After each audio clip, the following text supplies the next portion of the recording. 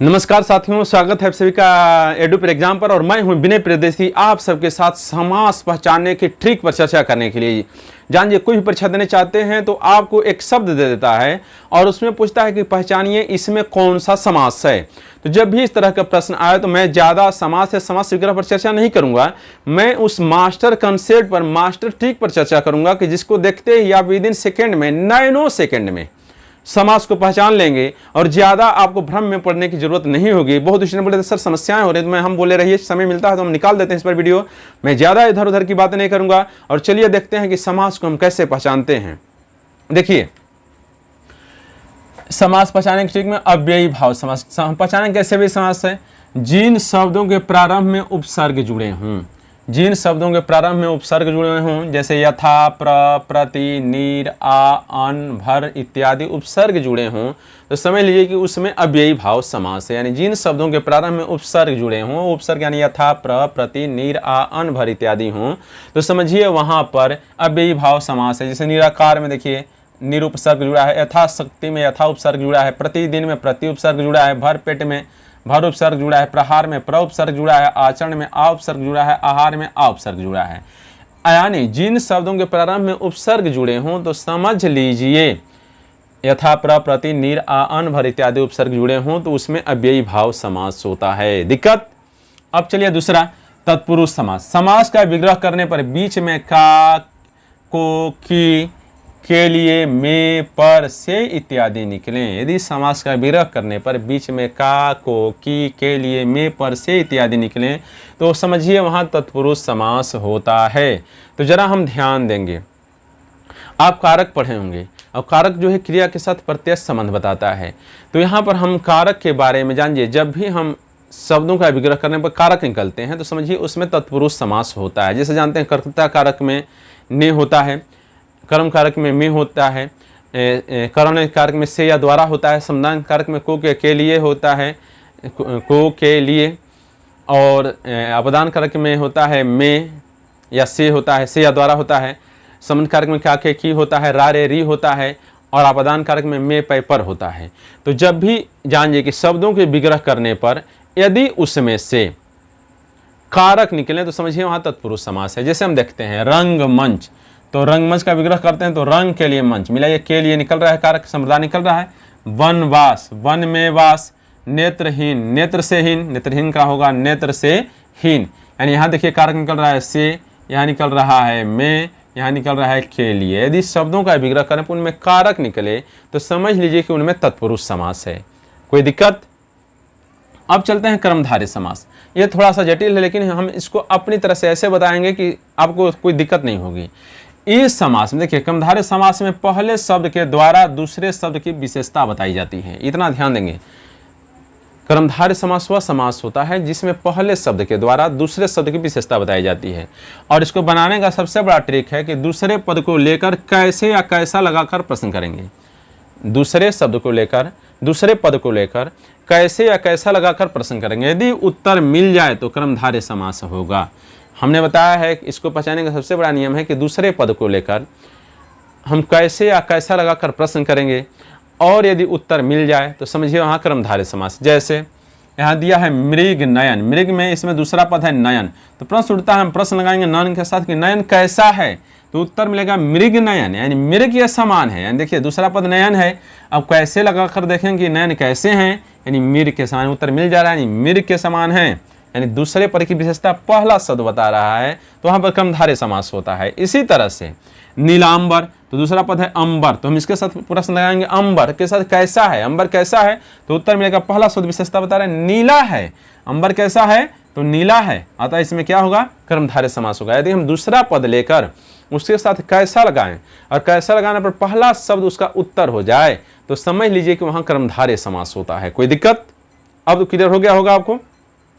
इसी तरह से यह ध्यान देना है कि अव्यय बदलते नहीं हैं, अव्यय बदलते नहीं, अव्यय हैं जो अपने मूल रूप में रहते हैं, इससे उपसर्ग हैं वो बदलते नहीं, अपने मूल रूप में रहते हैं, वहां पर अव्ययी भाव समास होता है। द्विगु समास क्या है।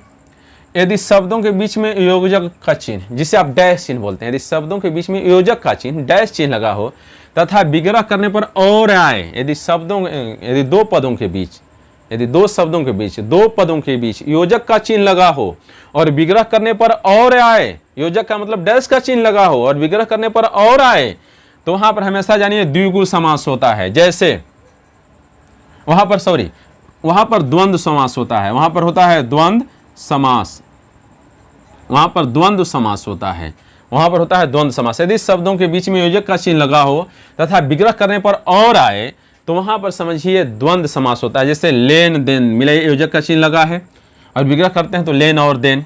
दाल रोटी के बीच में योजक का चिन्ह लगा है, डैश का चिन्ह लगा है, लेकिन विग्रह करते हैं तो दाल और रोटी। दिन रात के बीच में योजक का चिन्ह लगा है, विग्रह करते हैं दिन और रात।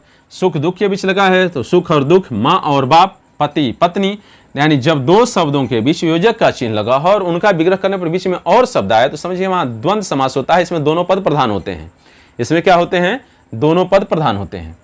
लेकिन एक बात ध्यान देना है, एक बात ख्याल रखेंगे, मैंने नोट्स में बता दिया है कि शब्द एक समान हो तथा बीच में योजक यानी डैश का चिन्ह हो तो वहां पर अव्ययी भाव समास होगा, वहां पर द्वंद्व समास नहीं होगा। जैसे मान लीजिए मैंने बताया है कि बीच में योजक का चिन्ह लगा हो तो ये दोनों दिन और रात डिफरेंट हैं, तब वहां द्वंद्व समास है। यदि दोनों दिन दिन रह जाते या धीरे धीरे, जैसे देखिए एक शब्द आया है धीरे धीरे और आपसे पूछेगा इसमें कौन सा समास होगा, धीरे धीरे। देखिए दोनों शब्द समान हैं और बीच में योजक का चिन्ह लगा हो तो समझिए वहां अव्ययी भाव समास होगा।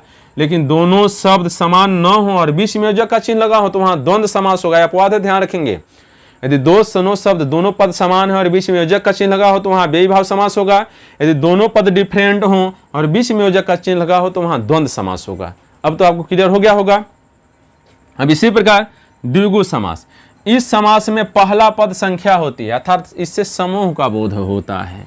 पूर्व पद इसमें संख्यावाची होती है। जैसे मिलाइए पंचवटी तो 5 वटों का समूह, पंचानन 5 मुख, चतुर्भुज 4 भुजा, 9 ग्रह 9 ग्रहों का समूह, त्रिनेत्र 3 नेत्रों का समूह। यानी इसमें समूह बताता है। पूर्व पद संख्यावाची होता है, पहला पद संख्यावाची होता है, उसमें होता है द्विगु समास। अब तो आपको क्लियर हो गया होगा ना। परीक्षा में देखिए ऐसे नहीं पूछा, कंपटीशन में आपको एक शब्द दे देगा और पूछेगा इसमें कौन सा समास है, तो मैं जो बता रहा हूं आप इस मेथड से आसानी से करेंगे। आगे एग्जाम्पल ही मैं कराऊंगा। चलिए अन्य समास को समझते हैं कैसे बनते हैं। व्रीहि समास, इसमें अधिकतर पौराणिक नाम मिलते हैं, देवी देवताओं के नाम मिलते हैं, राक्षसों के नाम मिलते हैं। और दूसरी बात है बहुत सारे शब्द समूह के लिए एक शब्द आता है और ये जो शब्द दिखते हैं इससे इतर अर्थ प्रकट करते हैं। बहुव्रीहि समास की सबसे बड़ी विशेषता है कि इसमें पौराणिक नाम मिलते हैं, देवी देवताओं के नाम मिलते हैं। और दूसरी बात बहुत सारे शब्दों के लिए एक शब्द आता है और ये शब्द जो दिखते हैं उससे इतर अर्थ, दूसरा अर्थ प्रकट करते हैं। जैसे लंबोदर, देखिए पौराणिक नाम है गणेश के लिए, लंबा है उदर जिसका। दशानन रावण, चतुरानन 4 मुख वाले यानी ब्रह्मा। प्रधानमंत्री, मंत्रियों में प्रधान है जो। बीणा पाड़ी, जिसके हाथ में बीणा है। यानी जो शब्द ये दिखते हैं उसके अलग अर्थ प्रकट करते हैं। यानी लंबे शब्द के लिए, शब्द समूह के लिए एक ही शब्द प्रयोग होता है, उसमें होता है बहुव्रीहि समास। यानी पौराणिक नाम है जो, और उनमें बहुव्रीहि समास होता है, इतना ध्यान देंगे। और इसमें बहुत लंबे शब्द समूह के लिए एक ही शब्द प्रयोग होता है और ये जो शब्द दिखते हैं उससे अलग अर्थ प्रकट करते हैं, इतना ध्यान देंगे। अब जैसे हम 2 क्वेश्चन लेते हैं और आपको पहचानना है कि इसमें कौन सा समास है। पेपर में ऐसे ही आएगा। पूछ रहा है उपनयन में कौन सा समास है। देखिए उपनयन हम यहाँ हमारे सामने लिखा है और इसमें पूछ रहा है कौन सा समास है। 4 ऑप्शन आपके सामने रहेगा, उसमें से चेक करना है। तो हम चेक करेंगे कि पहला पद संख्यावाचक है तो नहीं है, यानी द्विगु नहीं है। पहला पद संख्यावाचक होता तो द्विगु समास होता, नहीं है। फिर मिलाएंगे इनमें योजक का चिन्ह है तो योजक का चिन्ह नहीं है, यानी द्वंद्व भी नहीं है। फिर मिलाएंगे पौराणिक नाम है तो पौराणिक नाम भी नहीं है, यानी बहुव्रीहि भी नहीं है, बहुव्रीहि भी नहीं है। अब मिलाएंगे क्या है, उपसर्ग लगा है तो हाँ शुरू में उपसर्ग से बना है तो बताएं जिसमें उपसर्ग लगता है। उपसर्ग ऐसा चीज होता है अव्यय होता है, इसमें कोई परिवर्तन नहीं होता तो उपसर्ग लगता है तो उसमें अव्ययी भाव समास होता है, यानी उपनयन में अव्ययी भाव समास होगा। उपनयन में कौन सा समास होगा, अव्ययी भाव समास होगा। उसी तरह से देखिए चंद्रमुख में आपसे पूछा जाए कि चंद्रमुख में कौन सा समास होगा। पेपर में ऐसे ही क्वेश्चन आता है और 4 ऑप्शन देता है। आपको सारी बातें ध्यान में मेरी होनी चाहिए।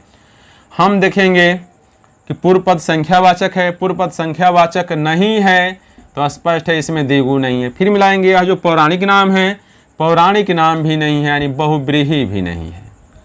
अब देखिए फिर मिलाएंगे, अब क्या है,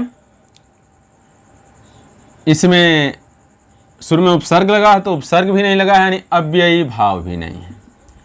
अब ध्यान से समझेंगे। अब क्या बचा, हमने बताया था जब अव्ययी भाव भी नहीं हो तो अब इसका हम विग्रह करेंगे। विग्रह करने पर बीच में कोई शब्द मिलेगा तो वो तत्पुरुष समास होगा, लेकिन विग्रह करने पर भी नहीं मिल रहा है।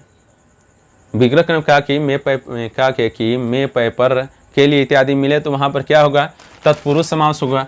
लेकिन विग्रह करने पर कारक मिल नहीं रहा है, यानी ये तत्पुरुष भी नहीं होगा, तत्पुरुष भी नहीं होगा। तो अब कौन सा होगा, बच गया हमारे पास। हमने बताया जब कहीं उत्तर न मिले तो हमने बताया था जब दूसरा शब्द जिसमें उनको की विशेषता पहले शब्द बताए, यानी दूसरे शब्द के साथ हम कैसा का प्रश्न लगाएं, और यदि उत्तर हमको पहला शब्द मिल जाता है तो वहाँ क्रमधारय समास होता है।